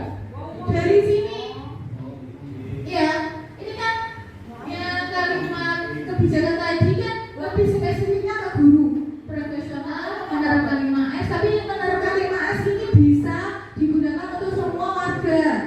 Sekolah, kolaborasi pun juga. Sebenarnya profesional pun juga bisa loh. Ada yang disiplin itu juga siswanya bisa dimasukkan. Atau ayo buka dituliskan.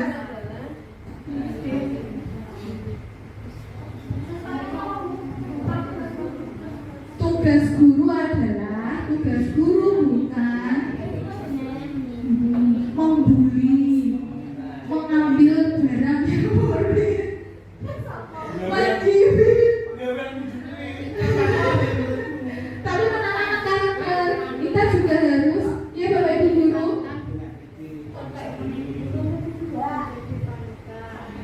membuli. ya membuli. Kita juga sebagai guru harus menuntun, memberi contoh teladan yang baik kepada murid. Kita tidak boleh memaksa murid. Murid tidak ingin sholat berarti kita paksa apa tidak? Dipaksa, wajib. Oh iya, masalah wajib. Tapi sebelum itu kita juga harus memberi contoh. Ya, menghukum, bukan tugas guru kita. Jadi setelah pembelajaran ini, Bapak Ibu guru masih menghukum tidak? Masih menghukum. Ya, hukuman itu adalah cara terakhir kali jika semua tahapan-tahapan tadi tidak berlangsung.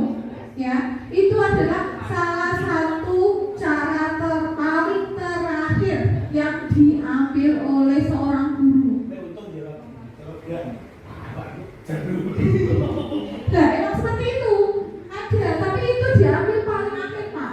Sebelum kita melakukan restitusi, pendekatan, sebelumnya itu kita lakukan dulu jika kegiatan tersebut sudah bisa mengubah, bisa membuka karakter diri peserta didik baru.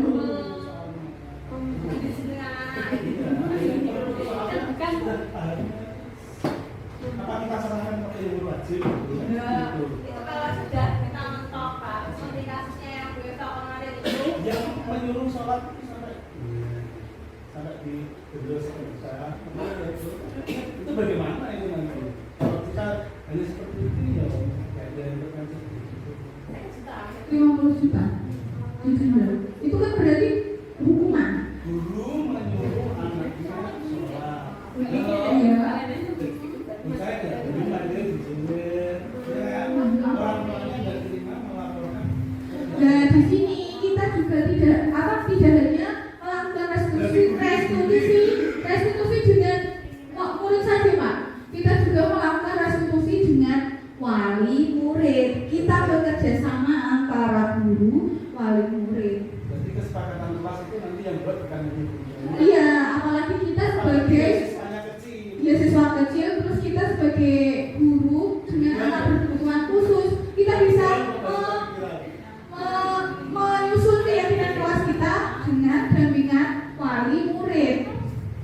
Jadi Ya, tugasnya nanti sebelum visit berarti menyampaikan perkembangan dan menyusun keyakinan kelas yang disepakati oleh guru, murid, dan wali murid. Jadi nanti insya Allah keyakinan kelasnya pasti akan berjalan. Sudah? Kita tahu? bisa berlaku di rumah. Bisa, ini bisa diterapkan. Pak, selain yang melakukan restitusi itu guru juga orang tua loh, Pak. Kita bisa terapkan kepada anak-anak kita. Tertantang gak sih? Tertantang gak sih ikut CGP? Oh, ilmunya banyak kan? Ayo. Sebenarnya kalau di sini sebagian materi sudah diterapkan ya Bu ya di SLB. Tapi kita lebih paham lagi. Ada satu hal yang masih kurang, ada satu hal lagi yang ternyata tidak sesuai dengan Merdeka Belajar. Sudah ini tugas guru dan tugas guru adalah tugas guru bukan. Tugas guru adalah mengajar, mendidik, membimbing, menyayangi. Tugas guru bukan menyakiti dan disakiti, membuli, memaksa, menghukum. Tugas guru adalah menyayangi, memberi contoh yang teladan, teman bicara. Teman bicara saya sini. Tugas guru bukan membuli, membeda-bedakan. Tugas guru adalah mendidik, membimbing, menjadi penuntun, mengatur, mengelola kelas. Nah, ini ayo mengatur dan mengelola kelas. Mantra. Berarti tugasnya yang mengatur hanya guru. Jangan yang untuk tugas guru mengatur atau mengelola kelas ini adalah yang tugasnya mengatur dan mengelola kelas adalah semua warga sekolah. Murid pun juga kayak mengatur ini lebih ke apa? Mengelola kayak mengembalikan ke barang-barang ke tempatnya seperti itu. Yang bukan diskriminasi, mengabaikan, membuli, mengajak perilaku negatif. Lanjut, tabeli.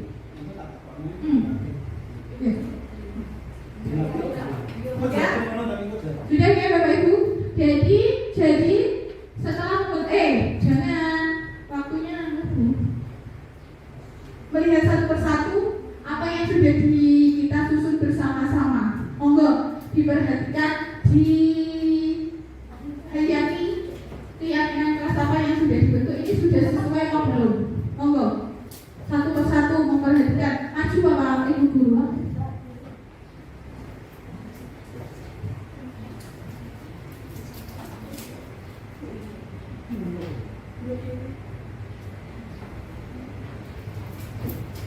Monggo, Subari juga lihat satu persatu. Nanti kalau setuju berarti tak bawa memberi tanda tangan ya. Berarti itu sudah disetujui oleh semua warga sekolah, terutama teman guru. bicara. Teman bicara mungkin berbagi. Kalau saya lebih setuju kalau menjadi orang tua. Kalau teman bicara ya, menjadi bukan teman curhat di sini apa ya? Menjadi fasilitator. Ya, fasilitator. Ya, fasilitator. Menjadi fasilitator antara guru dan orang tua. Jadi lebih dikemas lagi. Menurut saya ya. Ya, monggo direvisi lagi. Kan itu ada saran. Monggo Pak Agus ditulis di sticky note terus di. Monggo, ada saran seperti itu. Tidak apa-apa Pak Agus.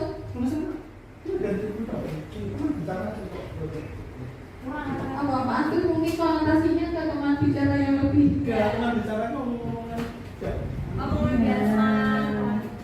menjadi fasilitator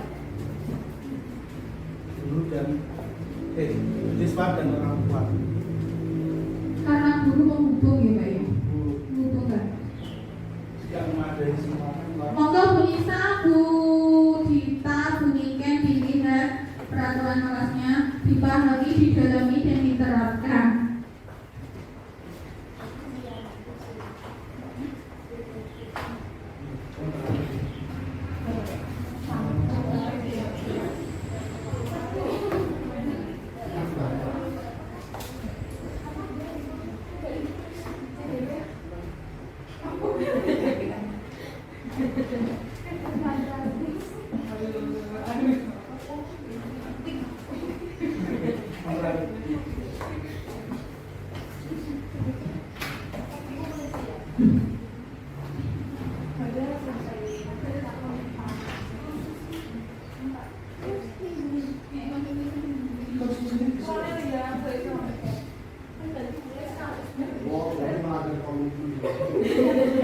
Ada alasannya Bu.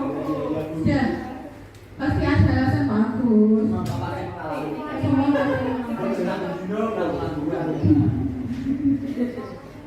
Ya, terima kasih. Jangan lupa ya, besok terakhir loh GBP.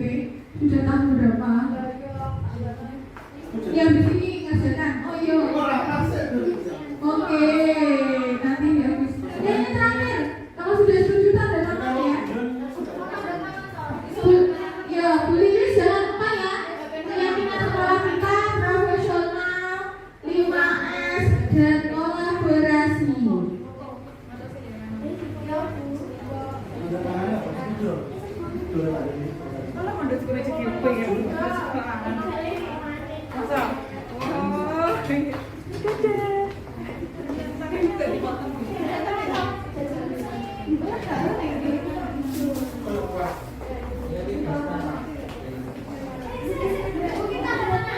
Ya di bawahnya nggak apa-apa. Tanda tangan. Ya dong. Kita jumpa kopi.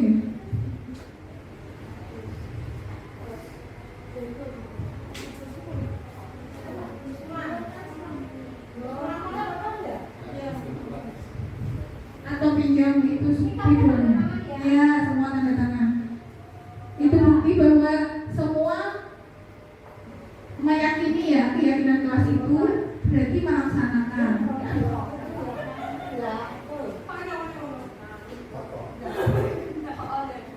Monggo sambil menunggu mungkin ada. Terima kasih kepada Bu Yuyu dan Bu Siti yang telah menyampaikan materi. Semoga materi hari ini bermanfaat bagi kita semua.